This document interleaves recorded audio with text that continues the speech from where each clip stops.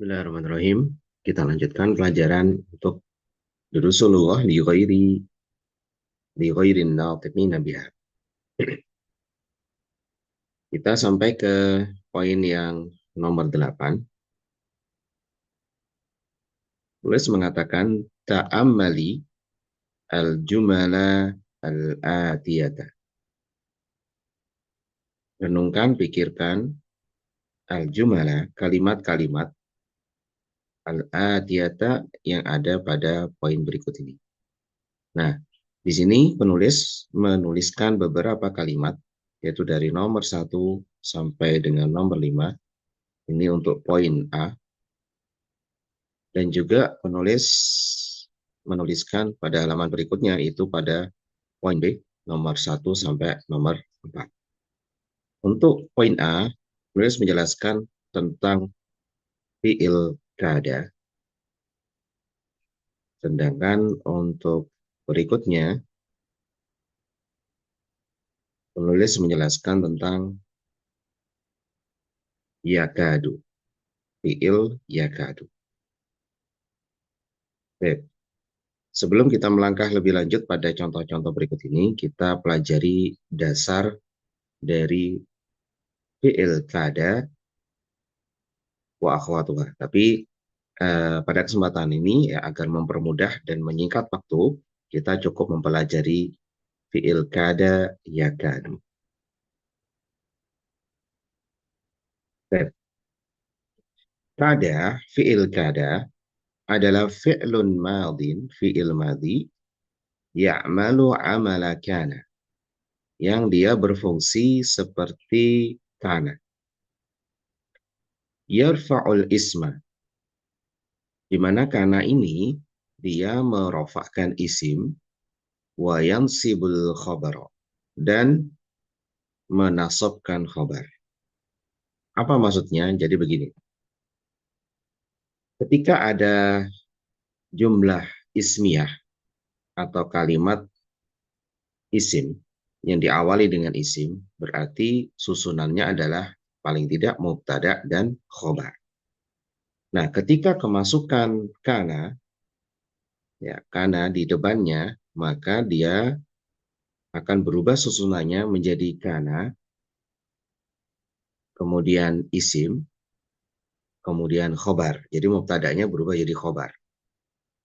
Nah, kana ini membuat susunan harokat akhir yang mubtada itu aslinya dhammah atau rofa, dia berubah menjadi tetap rofa, ya. Tapi yang khobarnya dia harusnya rofa.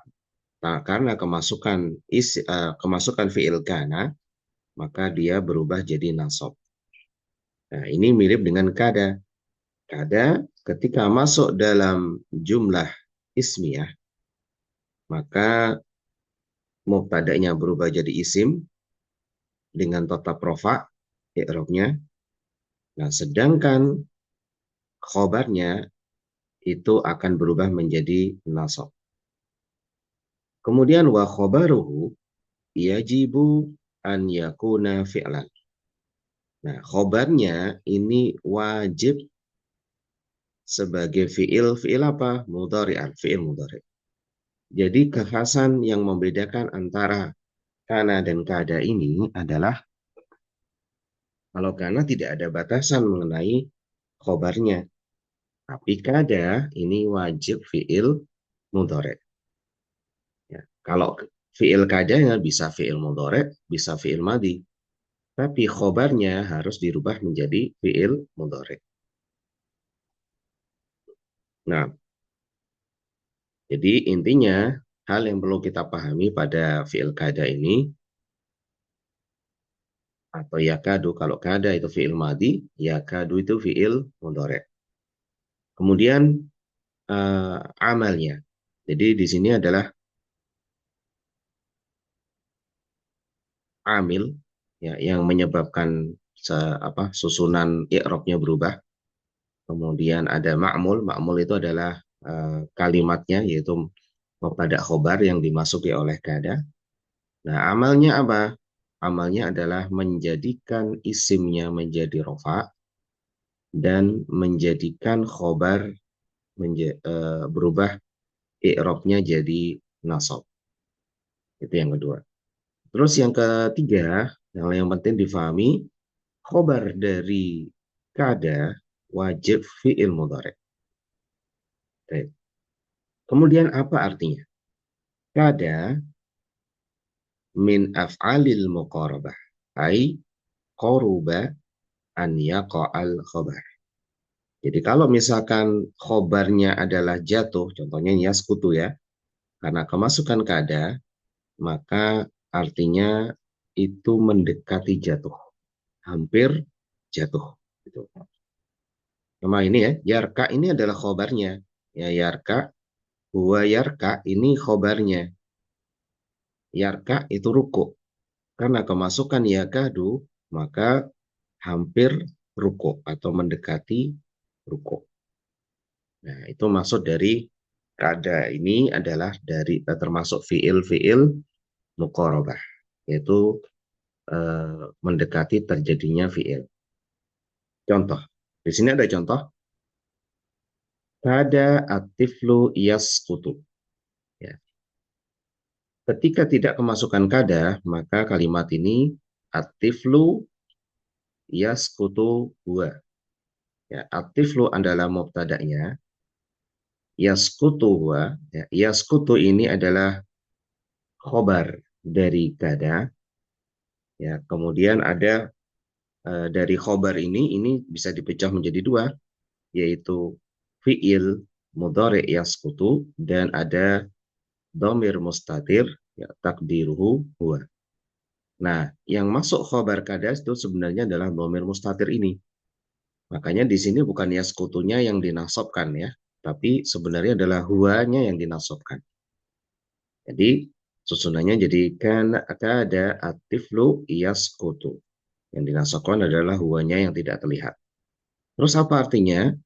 Kalau mubtada dan khobar saja, maka artinya adalah anak itu jatuh, ya, sedang jatuh, atau akan jatuh. Tapi karena kemasukan kada, ya, maka artinya berubah jadi anak itu atiflu hampir saja jatuh, ya, hampir saja akan jatuh. Jadi karena kada ini adalah yang waktu lampau ya, waktu lampau, jadi peristiwa ini telah terjadi, gitu. Jadi sekarang anak itu nggak apa-apa, nggak jatuh. Tapi yang sebelum ini itu hampir saja jatuh. Nah, ini maksud dari kalimat kada atiflu yaskutu. Kemudian kalimat berikutnya ini contoh. Inqalabat sayyaratu. Ini karena ada tak, ini sebenarnya bisa kita rubah inqalabati sayyaratu. Tapi karena ini tidak ada hamzah wasal ya, kita tetap inqalabat sayyaratu hamidin. Mobil Hamid itu terbalik. Wakada ya yamutu huwa. Nah, jadi di sini adalah khobar kada, kemudian ada isim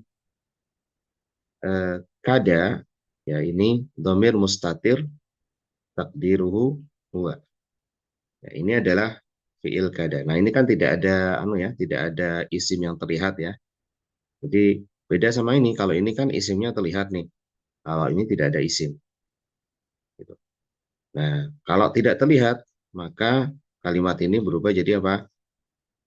Wa kada yamut, artinya apa? Kada, kemudian isim kada adalah domir mustatir takdiruhu wa, dan ada khobarnya yang terlihat di sini adalah yamutu huwa. Jadi kada huwa yamutu huwa gitu. Cuman huwanya di sini tidak terlihat. Oke. Ini yang hal yang penting untuk dipahami tentang kada. Terus kemudian kita kembali ke contoh-contohnya di sini. Fataha Zakariyal baba wa kada yakhruju. Zakaria membuka al-baba pintu. Wa kada yakhruju. Nah, ini mirip seperti tadi ya.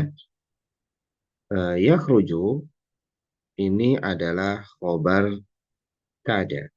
Nah, isim kadanya adalah berupa dhamir mustatir takdiruhu huwa. Ya. Jadi, kalau kita panjangin, kada huwa yakhruju huwa. Gitu. Nah, artinya adalah dan hampir saja Zakaria keluar. Jadi Zakaria belum keluar, tapi hampir saja Zakaria keluar. Kemudian qala Utsmanu lil mudiri. Utsman telah berkata kepada mudir, Rafa'a Yusufu yadahu. Yusuf mengangkat tangannya. Wa kada yadribuni. Dan hampir saja dia memukulku. Hampir saja dia memukulku. Nah, di sini isim kadanya adalah dhamir mustatir takdiru wa, dan khobar kadanya adalah yadribu. Kemudian ni-nya adalah maf'ul bih dari yadribu. Inqalabat sayyaratu Hamidin wa kada yamut. Ini sudah kita bahas tadi. Dorobatil. Nah, di sini dorobat sih artinya karena ada hamzah wasol, maka kita rubah dorobatil mudiratu su'ada maka tabki. Al-mudirah, kepala sekolah perempuan itu dorobat, memukul su'ada su'ad.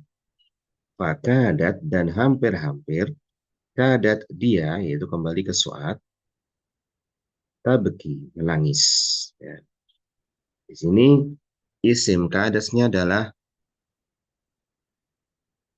dhamir mustatir, takdiruhu hiya. Kemudian khobar dari kadanya adalah tabki. Nah, perhatikan perubahan dari kada menjadi kadat. Artinya kada di sini adalah mu'rab ya, dia berubah-ubah tergantung dari fa'ilnya, pelakunya.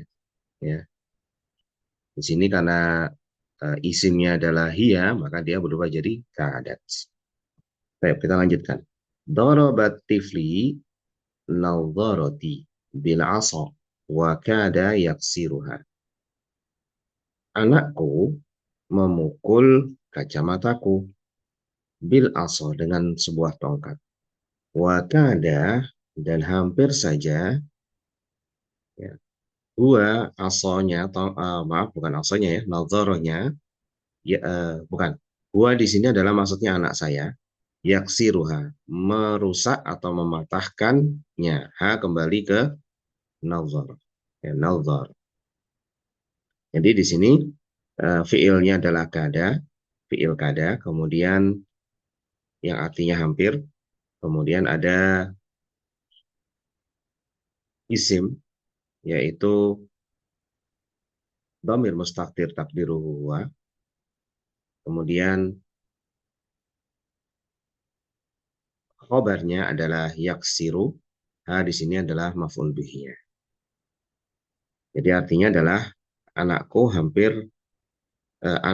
memukul kacamataku dengan tongkat. Dan hampir saja anakku itu dia merusakkan kacamataku. Kemudian pada contoh B di sini, ini adalah bentuk fi'il mudhari'nya. Fi'il mudhari' dari yakadu. As-sa'atul ana al-wahidah. As-sa'atul ana al-wahidatu. Sekarang jam 1. Sa'atul an al-wahidah. Yakadul mudiru. Yakadul mudiru yakhruju. Ya. Guru itu hampir saja keluar. Nah, yakadu fi'il kada berupa fi'il mudhari. Isim kadanya adalah mudir. Khobarnya adalah yakhruju huwa. Itu yang dinasabkan adalah kalimatnya ini. Jadi huwa yakhruju. Kemudian yakadul imamu yarka'u. Al-imam hampir-hampir dia ruku. Sudah kita bahas. Yakadul jarosu yarinnu. Ya, hampir saja bel itu berbunyi. Lima darabta hadal walad. Lima darabta hadal walada ya Aliyu. Kenapa kamu memukul anak ini, wahai Ali? Huwa yakadu yabki. Dia hampir saja menangis. Nah, di sini yabki ini fiil fiil kadanya adalah berupa fiil mudhari yaitu yakadu. Kemudian ada mubtada'nya yaitu berupa isim dhamir mustatir takdiruhu huwa. Kemudian ada khobar kada yaitu berupa fiil mudhari yaitu yabki. Baik. Ringkasnya di sini bisa kita pahami bahwa kada dan yakadu di sini adalah fiil yang berarti hampir. Ya, ketika masuk pada dalam kalimat mubtada dan khobar, maka mubtadanya menjadi isim, yaitu harus dirofa. Sedangkan khobarnya, ya khobarnya adalah harus berupa fiil mudhari dan dia harus dinasab. Baik. Ada yang terlewat di sini yaitu poin nomor 7 ya. Coba perhatikan di sini ta'ammali ma yali. Renungkan kalimat ini. Huwa yaktubu, anta taktubu, ana aktubu. Nah, yaktubu, taktubu, aktubu ini adalah fiil mudhari. Nah, dari fiil madi yaitu huruf kaf, ta, ba atau kataba. Ketambahan dengan huruf ya. Nah, ya ini adalah huruf mudhara'ah. Kemudian taktubu, fiil madinya adalah kaf, ta, ba atau kataba. Kemudian ketambahan huruf ta jadi taktubu. Kemudian aktubu, kaf, ta, ba, ya, ketambahan huruf alif, hamzah maaf, jadi aktubu. Nah, huruf mudhara'ah ini menunjukkan pada fa'ilnya, domirnya. Huwa yaktubu, dia memukul. Jadi, kalau fa'ilnya, pelakunya adalah isim dhamir mustatir, takdiruhu huwa, maka dia berubah tambahannya jadi ya. Tapi kalau takdirnya adalah kamu, anta, maka dia ditambahi ta. Kalau takdirnya adalah aku, maka ditambahi a. Nah, ini maksud dari kalimat ini. Oke, sekarang perhatikan kalimat huwa yakulu. Nah, huwa yakulu, ya ini adalah ketambahan huruf mudhara'ah ya. Dari fi'il madinya berupa akala. Ya, akala ketambahan ya jadi yakulu.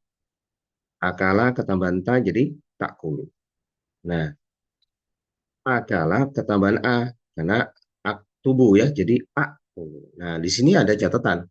Ini adalah qawaidul i'lal ya. Qawaidul i'lal atau kaidah i'lal yang mengatakan kalau ada dua hamzah bertemu, kemudian hamzah yang kedua itu disukun, maka harus hamzah kedua itu diibdal atau diganti dengan yang sesuai dengan harokat hamzah yang pertama. Nah, di sini karena harokat hamzah yang pertama adalah a, maka hamzah yang kedua harus diibdal dengan alif, jadi mat. A. Kalau seandainya hamzah yang pertama itu kasroh, maka hamzah yang kedua yang sukun ini dirubah menjadi ya sukun, jadi i. Begitu juga ketika hamzah yang pertama dhammah u, maka hamzah yang kedua yang sukun ini dirubah menjadi waw sukun, jadi u. Ya, ini kaidah i'lal. Makanya di sini ada keterangan a dirubah jadi a. Karena hamzah yang kedua, ya hamzah yang kedua ini berubah diibdal dengan alif sehingga a yang pertama ini dimatkan, dipanjangkan. Nah, contoh lagi ya khudu, tak khudu, akhudu. Nah, karena ada dua hamzah berjempetan dan yang hamzah yang kedua sukun, maka berlaku kaidah iklal, yaitu berubah jadi apa? Akhudu. Nah, ini maksud pada poin yang ketujuh. Baik, kita lanjutkan nanti pada poin berikutnya. Barakallahu fiik.